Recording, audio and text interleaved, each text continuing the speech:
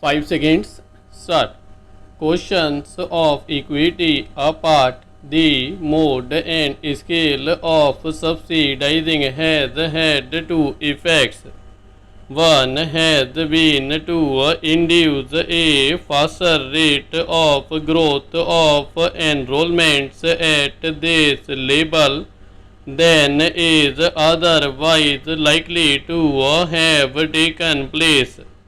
In several parts of the country, the fees charged for higher education have remained unchanged for decades, and the rising costs have been almost wholly covered by the subsidies from government.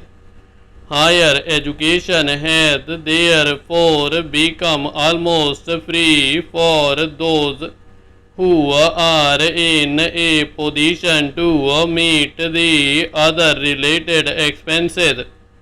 The other effect has been to encourage in this sphere, particularly in the last decade, a kind of entrepreneurship with little commitment to the goals of higher education, where the rate of subsidy is high and the rest of the expenditure can be almost wholly covered by fees collected from students. A college can be started and run with very little exertion on the part of the sponsors. In Delhi, 95% of the expenditure of a college on all approved items over its income from fee is met by the University Grants Commission. The sponsoring body, whether it is a private agency or a local authority, needs therefore to cover only a very small fraction of the total expenditure on running a college. Naturally, there is no dearth of entrepreneurs for starting colleges with an eye on the patronage and influence they can exercise through their control over them. Though the extent of subsidy is not as high elsewhere, the position is not very different in several other parts of the country where liberal grants in aid are given by state governments to colleges. The main qualification required of the promoters of higher education under these conditions is only that they have the contacts for securing the necessary financial and other support from the powers that be. Where the rate of subsidy is not so high, some adjustments are called for. These are usually made in the fees charged from students and in the teacher-student ratios maintained. Thus, the annual fee for undergraduate education ranges all the way from less than rupees 100 per student, the colleges in Rajasthan, to well over rupees 300 per student in Bombay. The average number of students assigned to a teacher also varies from as low as 12 in some areas to more than twice that figure in others. This subsidy has to be discontinued.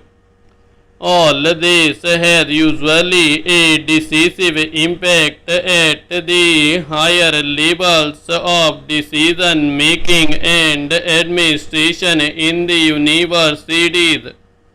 For both the representatives of college managements and of teachers, secure representation in the various bodies of the universities of which they form a part.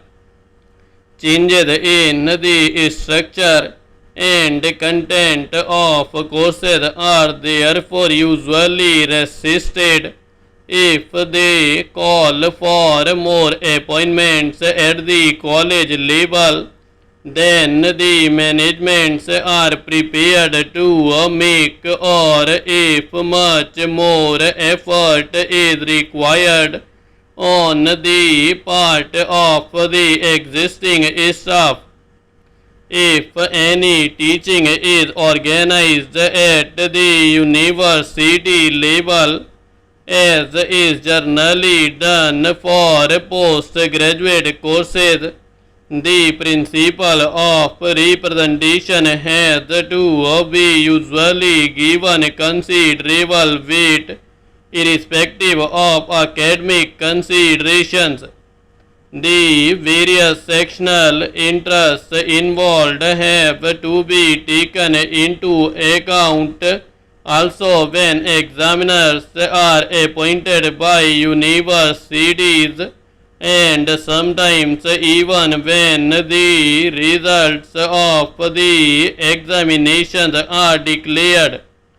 Universities as organized now are in fact highly vulnerable to pressures of various kinds.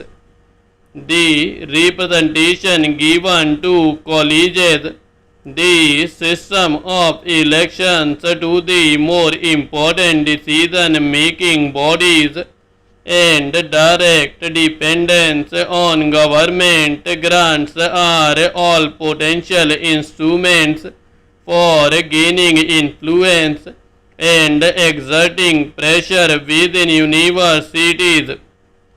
It is not surprising, therefore, that when teachers and students are also free to participate in political activity, universities get affected very quickly by all the undercurrents and conflicts in the society of which they are a part.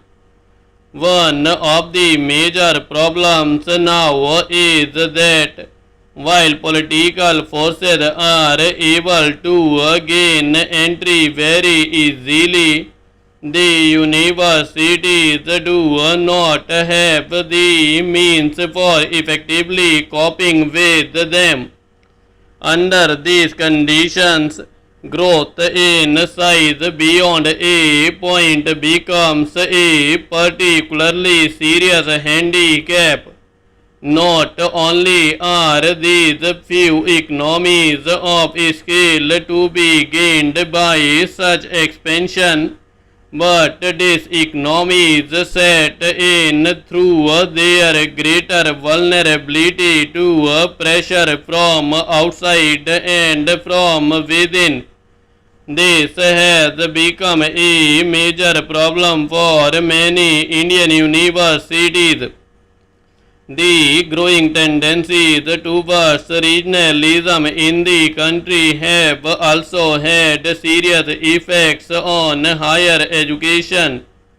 These tendencies are generally expressed in demands relating to the medium of instruction. Some of these demands are based on sound educational principles and are wholly justifiable, but in their most extreme form they usually indicate either ignorance of the minimum requirements of higher education or inward-looking conduct of a kind that places considerations of a selfish character above these requirements. In practice, both have been in evidence.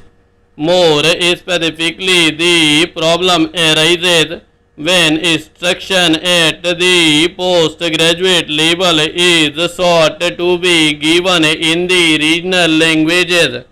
For most of the relevant literature at that level is usually not available.